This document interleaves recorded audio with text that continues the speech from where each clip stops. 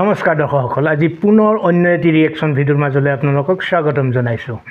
আমাৰ সমাজত বৰ্তমান সততে উত্থাপিত হৈ থকা অভিযোগটো হৈছে চৰকাৰে চৰকাৰী স্কুলবিলাক বন্ধ কৰি গৈ আছে এফালৰ পৰা। বিশেষকৈ বিৰোধীয়ে এই অভিযোগ উত্থাপন কৰি থাকে সুবিধা পালে।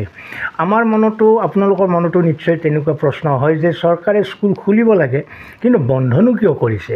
আজি সেই সম্পৰ্কে কিছু বক্তব্য ৰাখিছে মুখ্যমন্ত্ৰী ডক্টৰ হিমন্ত বিশ্ব শৰ্মাই। আহক প্ৰথমতে আমি শুনি লওঁ বক্তব্যখিনি। যোৱা কেইদিনমান আগতে অসম বিধানসভাত ৰাজ্যপালৰ বিতৰ্কৰ উত্তৰ দিওঁতে মই ৰাজহুৱা শিক্ষা ব্যৱস্থাৰ তুলনামূলক এক বিশ্লেষণৰ বাবে তামিলনাডুৰ শিক্ষা ব্যৱস্থাক পঢ়িবলৈ বা পৰ্যালোচনা কৰিবলৈ চেষ্টা কৰিছিলোঁ। তামিলনাডুক এই কাৰণে আমি এটা আদৰ্শ বা এটা পইণ্ট অফ ৰেফাৰেন্স হিচাপে লৈছিলোঁ, কাৰণ ভাৰতৰ শৈক্ষিক জগতখনত আটাইতকৈ আগবঢ়া প্ৰদেশ বুলি ক'লেও তামিলনাডুক ক'লে বুলিও আমি বঢ়াই কোৱা নহয়, কাৰণ তামিলনাডুত শিক্ষাৰ জাগৰণ স্বাধীনতাৰ দোকমোকালিৰ পৰাই আৰম্ভ হৈছিল। ভাৰতৰ আটাইতকৈ বেছি মেডিকেল কলেজ, প্ৰসিদ্ধ IIT, প্ৰসিদ্ধ কলেজ, প্ৰসিদ্ধ মেডিকেল কলেজ, প্ৰসিদ্ধ ইঞ্জিনিয়াৰিং কলেজ আটাইবিলাকৰে পৃষ্ঠভূমি তামিলনাডু বুলি ক'লেও বঢ়াই কোৱা নহয়। যেতিয়া মই তুলনামূলক বিশ্লেষণ কৰিছিলোঁ, তামিলনাডুৰ টোটেল পপুলেশ্যন হ'ল 8 কোটি আৰু অসমৰ পপুলেশ্যন হ'ল 3 কোটি 50 লাখ। 8 কোটি জনসংখ্যাৰ বিপৰীতে তামিলনাডুত 35,000 চৰকাৰী বিদ্যালয় আছে, 8 কোটিৰ বিপৰীতে 35,000, আৰু অসমত 3.5 কোটি জনসংখ্যাৰ বিপৰীতে অসমত ৰাজহুৱা শিক্ষানুষ্ঠান আছে 45,000। অৰ্থাৎ আমি যদি তামিলনাডুৰ লগত তুলনা কৰোঁ, অসমত প্ৰায় 20,000তকৈও বেছি ৰাজহুৱা খণ্ডৰ শিক্ষানুষ্ঠান আছে। তাৰ লগে লগে আন এটাও গুৰুত্বপূৰ্ণ উপাদান ওলাই আহে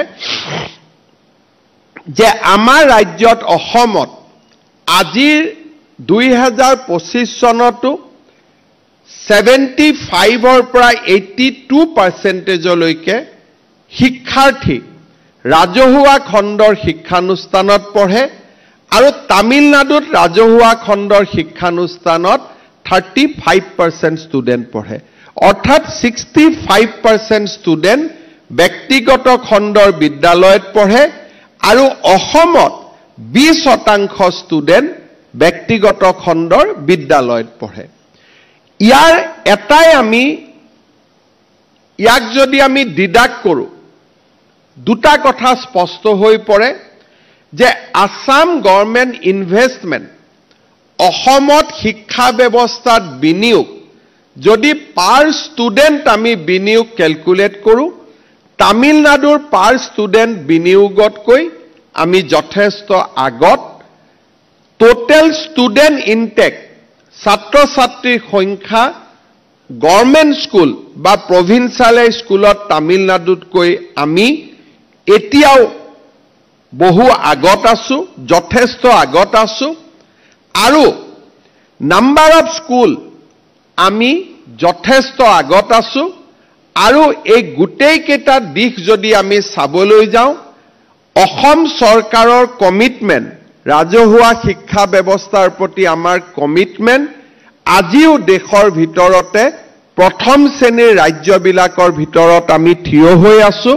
আৰু সেয়েহে মই নিশ্চিতভাৱে ক'ব পাৰোঁ যে আমাৰ ৰাজহুৱা খণ্ডৰ শিক্ষানুষ্ঠানবিলাকৰ ভৱিষ্যত অত্যন্ত উজ্জ্বল, আৰু অনাগত দিনত আজিতকৈও ই অধিক উজ্জ্বল হ'ব, তাক আমি নিশ্চিতভাৱে আশা কৰিব পাৰোঁ। মুখ্যমন্ত্ৰীগৰাকীৰ সৈতে আপোনালোক একমত নে? সেই বিষয়ে আপোনালোকে নিশ্চয় কমেণ্ট বক্সত লিখিব। ময়ো একেদৰেই ভাবোঁ কথাটো যে কোৱালিটিৰ ওপৰত আমি গুৰুত্ব দিব লাগে, কোৱান্টিটিৰ ওপৰত নহয়। শিক্ষাৰ গুণগত মানৰ ওপৰত গুৰুত্ব দিব লাগে, সংখ্যাৰ ওপৰত নহয়। মইতো ভাবোঁ প্ৰত্যেক পঞ্চায়ততে মাত্ৰ এখন স্কুল থাকিব লাগে। সেই স্কুলত প্ৰাথমিক পৰ্যায়ৰ পৰা একেবাৰে কলেজ লেভেললৈকে সকলো সুবিধা থাকিব, ফিল্ড থাকিব, ডাঙৰ ইনফ্ৰাষ্ট্ৰাকচাৰ থাকিব আৰু তালৈ ষ্টুডেণ্টবিলাকক চৰকাৰী সুবিধাৰে অনা নিয়া কৰা হ'ব। এনেকুৱা হ'লে আপোনালোকে কেনে দেখে ক'বচোন। কিন্তু এইটো নহয় যে শিক্ষকৰ অভাৱত বা বিল্ডিঙৰ অভাৱত স্কুলবিলাক বন্ধ কৰিব, সেইটো হোৱাটো অনুচিত। স্কুলবিলাক বন্ধ হোৱাৰ আন এটা কাৰণো আছে অৱশ্যে, সংখ্যাৰ কাৰণ। আজিকালি স্কুলবিলাকত ষ্টুডেণ্ট নাই। আমাৰ দিনত ষ্টুডেণ্টবিলাক এভেইলেবল আছিলে।